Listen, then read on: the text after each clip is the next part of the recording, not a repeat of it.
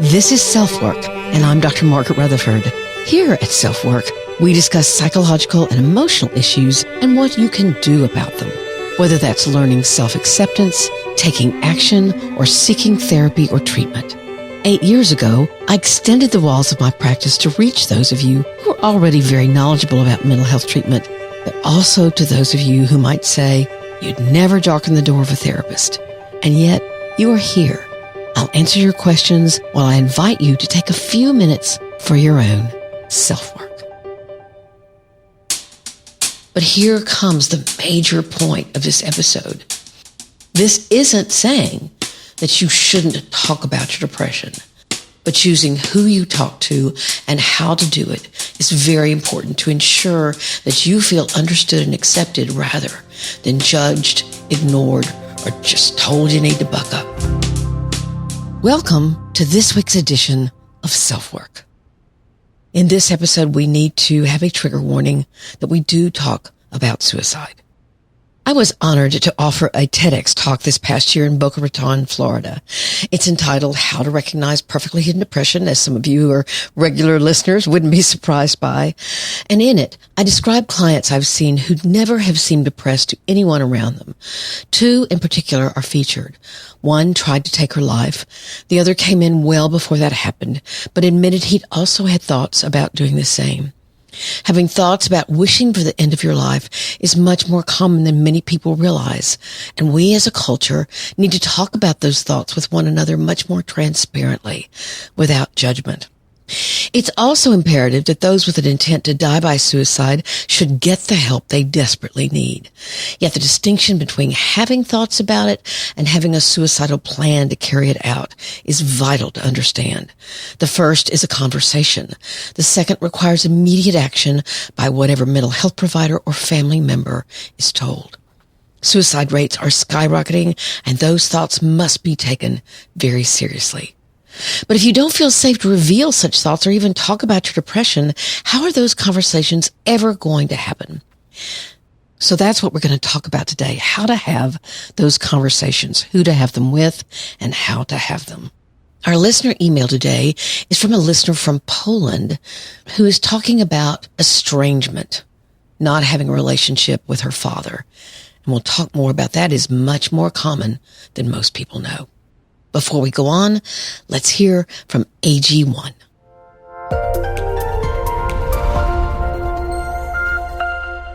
If you're a longtime listener, you might know I've been drinking AG1 for at least 4 years. When I started drinking AG1 daily, I could feel such a difference in my stamina. And when I would forget it on trips, which they have travel packs, so there's no excuse, I'm very aware of that lack of stamina. I recommend AG1 to my family and friends, and even my husband, who usually swears off things like this, has started drinking AG1, and he always tells me, as do my friends who are drinking it, that they feel like they're getting the nutrients their body craves. That's because AG1 is a foundational nutrition supplement that supports your body's universal needs, like gut optimization, stress management, and immune support. Since 2010, AG1 has led the future of foundational nutrition, continuously refining their formula to create a smarter, better way to elevate your baseline health. So get your free 1-year supply of vitamin D3K2 and 5 free AG1 travel packs with your first purchase. Go to drinkag1.com/selfwork. That's drinkag1.com/selfwork. I promise you, you're going to feel better.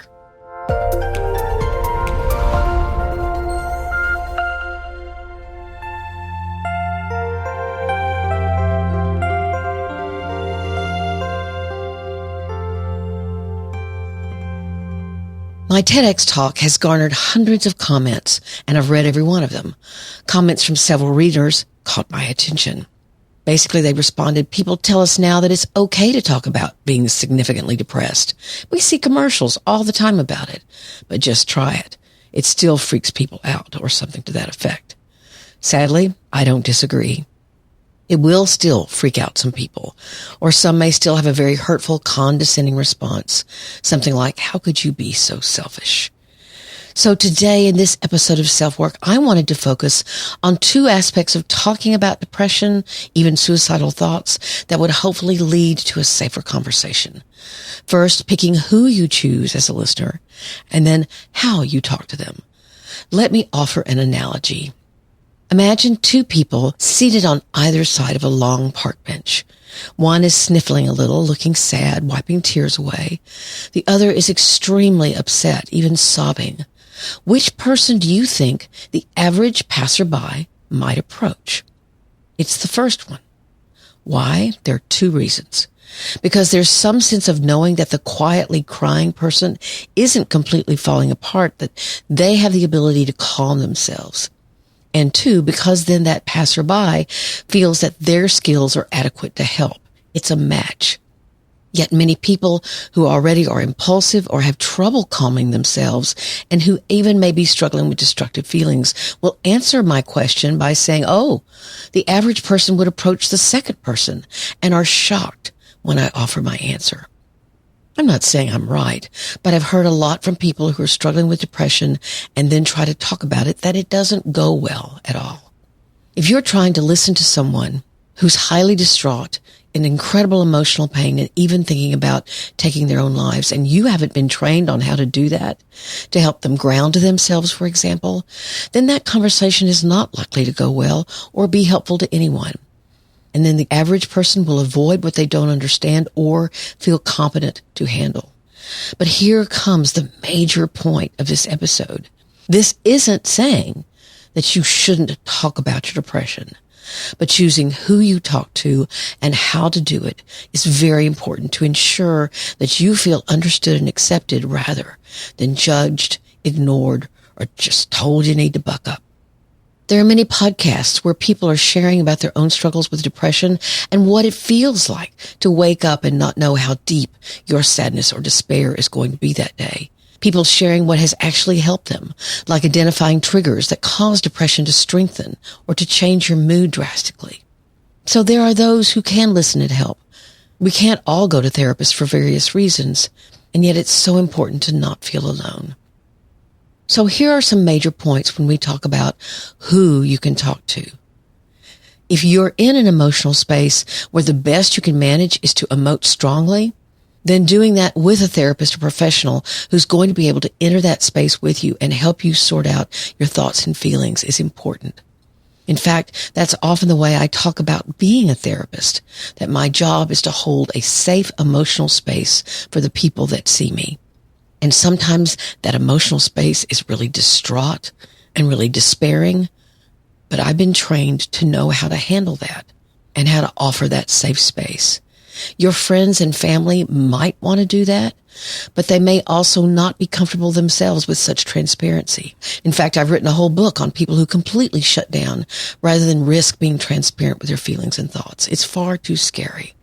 So if the only way you can talk about your pain is in a very, very emotional, dramatic way, then that's okay, of course. But you do need to seek out some professional help. Or, if not a therapist, at least you need to choose someone who has handled emotional crises themselves well, or have struggled with their own depression. This group will know about the lies depression tells you. They will know how to normalize the fact that depression is a very real thing, that it's mental, emotional, and physical. And they'll understand how the symptoms can affect so much of your life. In fact, those podcasts often specialize in people sharing about their depression. One of them is Giving Voice to Depression, and it's exactly what it says. People telling their stories about their struggles. Or the podcast hosts themselves may be someone who's faced really hard things and gotten through. But look around you. Maybe there's someone that you're not seeing that would have the ability to help you. Now, again, they may say to you, this is too much for me. And especially if you're talking about suicide, that's often a secret or an issue that a lot of people will say, this is too important, this is too vital, this is too serious for only me to know. And so maybe the two of you can go to a family member, or they can help you find a therapist. But if your depression is strong, but you're not suicidal, you can ask a friend, Hey, do you know someone who's gotten divorced or has a kid who's struggling with drugs or anything that you might be depressed about? I get a lot from talking with people who have panic attacks like I do. So don't forget, it's so easy to think that you're the only one with the problem, but you are not. There may be grief recovery groups. There may be drug treatment centers that run support groups. Don't forget that there may be people around you who do want to listen, who understand exactly how you feel. In fact, I think one of the things that's most helpful about going into residential treatment, although obviously that wouldn't be what everyone needed to do, but when you go, you meet and work with others who are dealing with the same issue, and you like them, respect them, understand them, have empathy for them. So it helps you to let go of any shame you may have for being depressed, because you see and hear other struggles while at the same time you see their strengths and you like them. AA is a lot like that as well. People who understand alcohol addiction, who get why it's so hard to stay sober, who've told themselves the same stories about their addiction as maybe you have, and you go to meetings with them and you don't look down on them. Rather, you look up to them for the very courage to go to meetings, show up, try, be vulnerable, and risk sharing. You may be saying, now, Margaret, I'd feel funny about approaching someone to talk about something that was hard or still is hard for them. Remember, first, they can always say no when you ask. But second, I found that many people are flattered to be asked. For example, if a child died, or you go through a divorce, or you lost your home in a tornado, or whatever it is, or you've just been diagnosed with bipolar disorder. So how did you get through it? How are you getting through it? We're relying so much on social media these days, and you can get some good information there. You can also get some bad information there. But we can forget to ask someone, talk to someone who's in your neighborhood or who's in your church, someone you work with, a parent of one of your kids' friends. Plus, since they're not on social media, they won't likely give you the perfect-looking version that an influencer or social media icon might. Depression's not always wrapped up in pretty paper. It can be ugly and raw. So look around, ask. Don't forget that you have people in your world that want to help. Here's another important point. Realize that your family or friends care about you, but they may find it hard to listen empathically. This is especially true with your partner or your spouse. Remember, what you're going through may affect them in so many ways. Your financial partners, parenting partners, domestic partners, sexual partners. So when you become overwhelmed, it may scare them in lots of ways. Now, that's not true of everyone, not at all, but they're not rejecting you. It's simply that they themselves might get emotionally overloaded and become afraid or sad. So again, I'm making my point again. Picking the right who you tell remains very important to getting the understanding you seek. And not personalizing when someone says, I just get scared when you talk about this.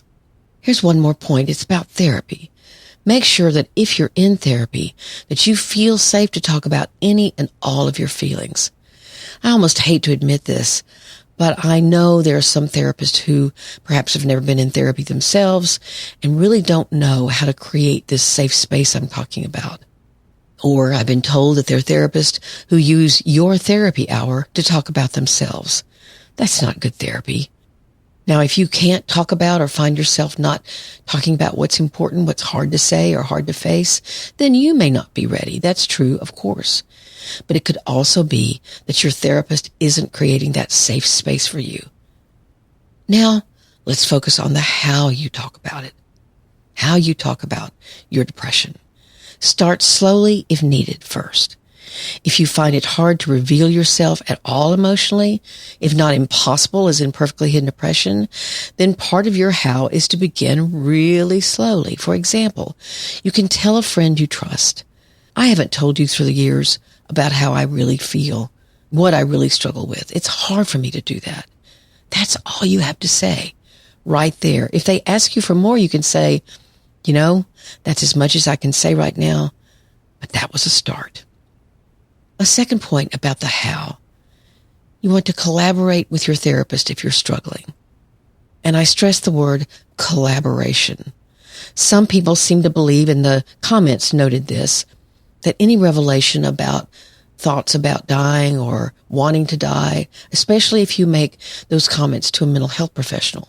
That means you're going straight to a psychiatric hospital, and that's simply not true. Now, if you have an imminent plan, then yes, your therapist is going to say, I think you need to go into a crisis management unit. And after all, by choosing to be in therapy, you're asking for that kind of help, that kind of guidance, because sometimes you have reached a crisis and you need that kind of help, and outpatient therapy is not crisis management. But usually there are other routes as long as safety is monitored and others in your circle or your family know what's going on so they can support you and help you. That plan can include anything from more frequent therapeutic visits to maybe a change in medication or specialized treatments such as ketamine and what's called transcranial magnetic stimulation, or TMS. And then find support from groups that offer healthy guidance and information. National organizations such as NAMI or Bring Change to Mind are available, as well as many other nonprofit organizations, such as the one I mentioned before called Giving Voice to Depression, and one called This Is My Brave. So the who and the how you talk about your depression is really, really important. First, you could obviously go to therapist and make sure that therapist knows how to provide a safe space for you.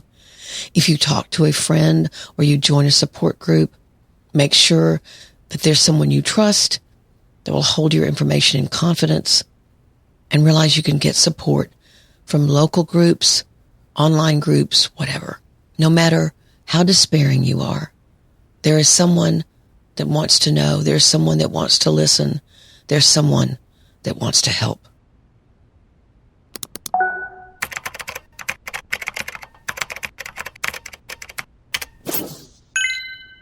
Here's our listener email from today, and it's from a listener from Poland. She says, hello. She gives her name and then says, I'm from Poland. One of my students told me once about your podcast. I'm working as a private tutor of German and English, so we've been talking about ways that he can improve his language skills. He told me that he listened to your podcast every night before going to sleep. The title of your podcast really hooked me in. So one day I began to listen, and now I'm listening to the 20th episode and have decided to write to you in an email. I've been listening to you for 2 hours daily. That's really wild. Thank you. Your podcast is so informative, and your voice simply makes me calm. I'm 33 years old this year. I'm a patient of a psychiatrist, and I consult with a psychotherapist.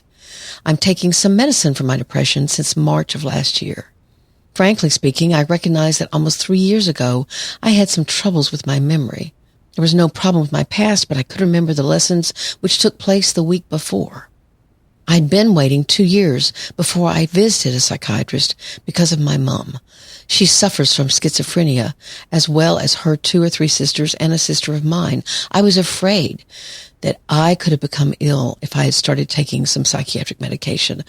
I'm not sure exactly what that means. She may be taking care of those people, and she couldn't afford to get sick herself. That sentence was a little confusing to me, but let's go on. Over my whole life, I was concerned about mental health since my mom didn't take any medicines and my dad left her and went abroad for a job. I used to visit him almost each year during summer holidays. As a child, though, I was happy that he left us because he used to be aggressive against me and my mom. He's also addicted to alcohol. The saddest part of that for me was the fact that the rest of the family didn't know what was going on, and I felt like I needed to hide some kind of secret. I didn't have confidence to stop being in touch with him at least 2 or 3 times in the year until this year. Now I feel that I need to be confident to live my own life without him in it. Now, almost after 1 year of treatment, I've stopped feeling like I just wanted to be dead. It's like a miracle to me. To sum up, I've had 3 different therapies and I've benefited much from them. I just wanted to say thank you for what you're doing, and I'm looking forward to listening to your other episodes. There's so many of them, she says, fortunately. She's talking about estrangement. Actually, estrangement probably could use its own episode because so many people are estranged from family or friends, maybe by their own choice or not. This listener has chosen to estrange herself from her dad, and I loved her statement. I need to be confident to live my own life without him in it. Yes, yes. And yes, someone, even a parent, earns your trust. And her biological father did little to nothing to do that. So it may be hard to leave a relationship behind you that you always hoped would be something it could never be, but you can choose to leave relationships where trust has been sabotaged. And this one certainly sounds like it was. Your hope that a relationship will change won't make it so. I think it was Maya Angelou who said, when someone shows you who they are, believe them. And that's true even with those whom we are biologically related to. I'm not saying that estrangement, deciding to leave a relationship that would be normal to have, or choosing to cut someone off who's been in your past, who you've been close to or involved with. I'm not saying that's easy. And if you've been left, if you're the one that was cut off, then it can really be hard. But estrangement is nothing to feel ashamed of. And certainly in this case with this listener, it sounds as if a huge burden has been lifted. I'm so happy and honored to be a part of her growing and realizing her own worth. And I thank you and all of you and her for your listenership. And I hope my English is good enough to help her student.